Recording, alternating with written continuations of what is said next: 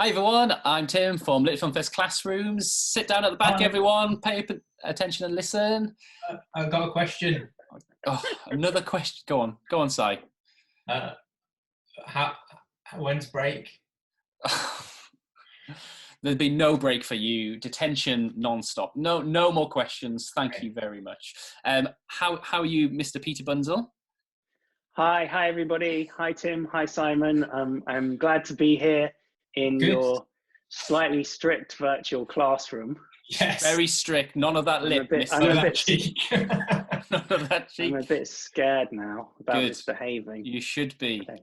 You should be. Well, yeah, we have Peter Bunzl with us today, and we're going to be talking all about adventure stories and how to write your own. It's day 3 of the lockdown so far. So I hope you're all doing okay. I hope you're keeping well. What's everyone been up to at home? Any top tips of how to keep sane in your own homes? Do lots of exercise inside. Oh, that's a good idea. Running up and down the hallways. That's good. You're getting sweaty in your... Yeah, I've done a bit of yoga from a CD someone gave me. A CD? I've been reading...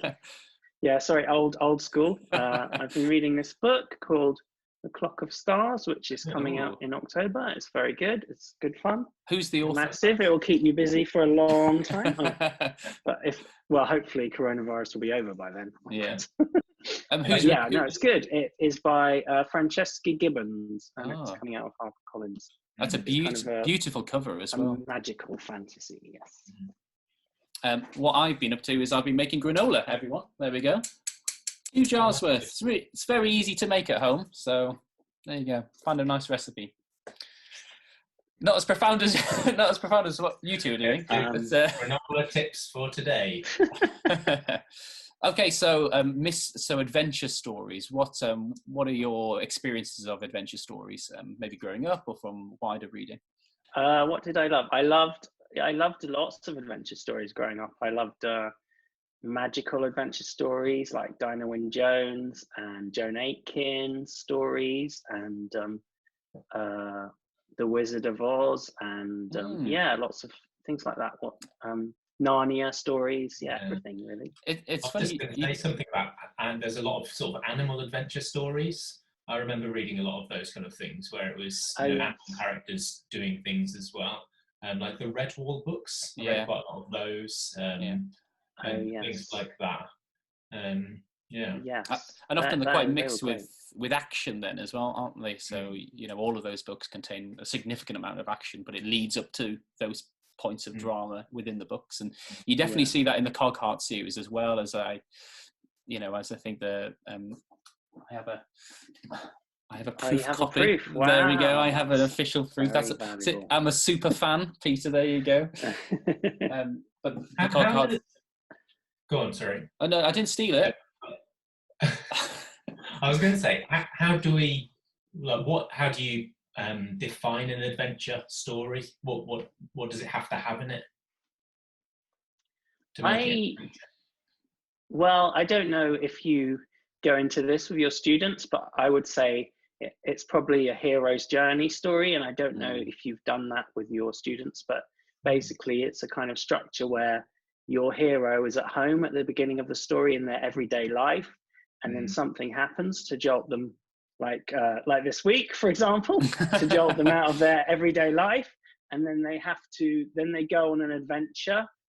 Normally it's an exterior adventure and an interior adventure, so they're going on a trip outside of their normal experience, and that they have to deal with a lot of adversity, and then that kind of helps them reflect and change themselves internally as well. So what you're saying is we're all heroes. Yes, everybody is a hero. Yeah. We're all going on our own journey right now through this adversity. Inside, I'm going crazy in my living room. Mostly inside, yes, rather than outside. No, that's a really good point, and that's one of my favourite is the Hobbit, which is like seen as a really keystone version of adventure. Have that on my desk as well. What, Peter? You're missing one out with your contemporary fiction. Sorry, that just made me think of something completely different, which was, I can't remember the name of it, but an adult book that somebody wrote. I can't remember the author, I can't remember the name of it, so this is not really helpful, but it was a guy like going on an adventure around his room, and it was just like the tiny details of his sort of, and what that brought up for him from memory and stuff. Really and if I remember what the name of the book was by the end of this conversation, I'll try and, but I probably won't. Yeah, and if you don't, we'll put a little description in the link below as well, so you can find that. So yeah, thanks for that. Well, on with that, should we talk about the Cogheart series as well, and maybe you can give us a short synopsis about that and where you're at, because I know you're releasing new books all the time.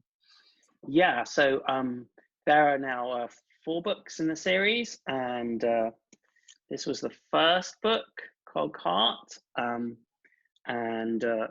Stunning Adventure of Danger and Daring. And then this is the second book. Look, I've got them all here. It's very organized. Moonlocket. And then the third book, Sky Circus, a spectacular showstopper of trickery and tightropes. So they're all featuring the same characters, Lily and Robert, 2 friends in Victorian times. Lily's parents are famous inventors. Robert's father was a clockmaker, and his mum is a kind of vaudeville magician, sort of spiritualist magician, and Malkin is their pet mechanical fox, and they just have different adventures. So this is the 4th book, which is at the moment going to be the last book because I'm writing something else. This is called Shadow Sea, and it takes place in New York, in sort of steampunk New York. So there's lots of stuff to do with electricity, actually, because it's sort of inspired by Edison and Tesla and the stuff that was going in New York at the end of Victorian times. So there's bits of electricity, there's a mystery, there's a boy who is trapped in the hotel they're staying in. He's been locked in his bedroom, and he sends Robert and Lily a message asking for their help. His little pet mouse brings them a message, and it says, "Help me, please." And so they have to go around the hotel and sort of collect clues and discover why this boy is locked in his room. And then the trail leads them outside into the city and more kind of adventure. And it ends up leading them to this submarine that's docked in sort of at the bottom of New York. And they get on that submarine, and some strange things happen after that. They end up going on lots of strange things. That sounds like a really good setting for an adventure, doesn't it? The kind of Victorian steampunk world, and lots of sort of interesting contraptions and things going on. I think probably a lot of adventures need a really good setting to base themselves in, don't they? Yeah, I would say so. Definitely, something that's outside of your ordinary life as a kid on an adventure. So some people create their own world, like Narnia or Alice in Wonderland or The Wizard of Oz, and that type of adventure I think is called a through the looking glass or down the rabbit hole kind of adventure, where you go into another world, and it's a fantasy world, and you if you want to create that world, a great way to start is to draw a map of your fantasy world and put all of the features into it. Or the that's a good way to start. Or the Cogheart adventures, they take place in a real world. So a great way to start is find a map of a real place that's interesting, and sort of look up what the sort of interesting features are, or add in your own made up features to sort of make the map more interesting. It's funny you say real world, because it's that's right.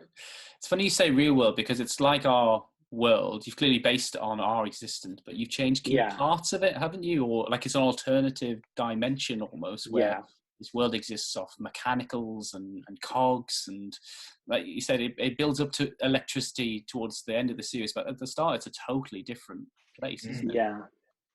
And I like that idea that along with the character growing, often you do have growing in settings as well, as they start small in the hotel room, as you were saying, and then they slowly seem to explore the hotel until they're exploring the whole city, and they find a specific point there, the submarine. So not only does the character grow, but the settings grow as well with that. I think that's a great way to structure an adventure story. You have a mystery that takes you from a confined, like you're saying, from a safe space, like your home or a hotel or somewhere where you feel safe, to a bigger. Each clue is leading you to the next place and the next place, and gradually you get further and further away from home and more danger. But you're still sort of trailing the clues to try and solve this mystery that you're sort of deeper and deeper into. So that's quite a good structure, I think. That the clues that you find, so it has a mystery. A lot of good adventure stories, I feel, have a good mystery element as well. So the characters are discovering clues, information that's taking them to this wider and wider world with more and more danger. That's great. That's great. And that's really good advice for you when you come to write your own adventure story today. That will be the task. So think about how to structure your adventure story. We're going to look at some writing in a minute to give you some advice on how to actually write it. But draw the world that you want to write an adventure story about. That would take half a day, everyone. That takes a while to build that world. And then think about the clues that lead on to the next part. That's really good advice. Thank you for that, Peter. Yeah, great. Okay, so we'd like to show you just all a short video, just that we made a while ago with a class, just to give you ideas about then if you write your story, how then you can film it, all in your own living room as well. So let's all sit back and enjoy.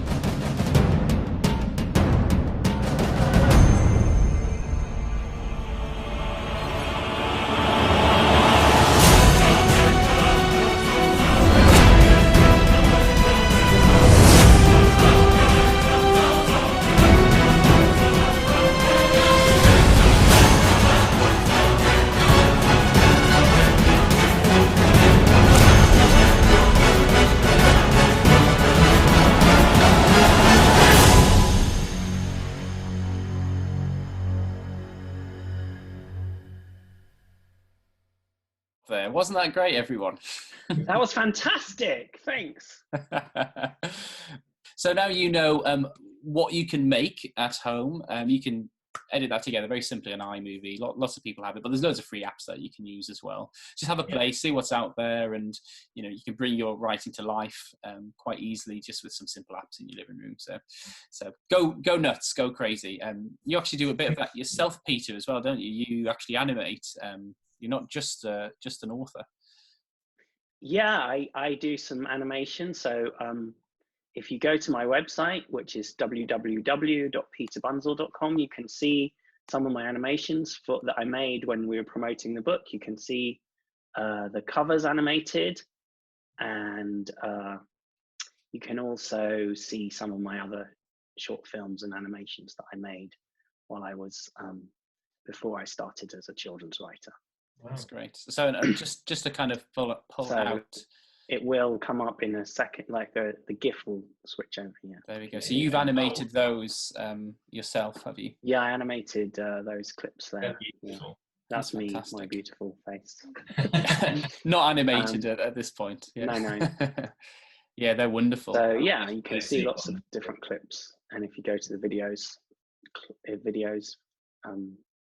thread, you can see some of my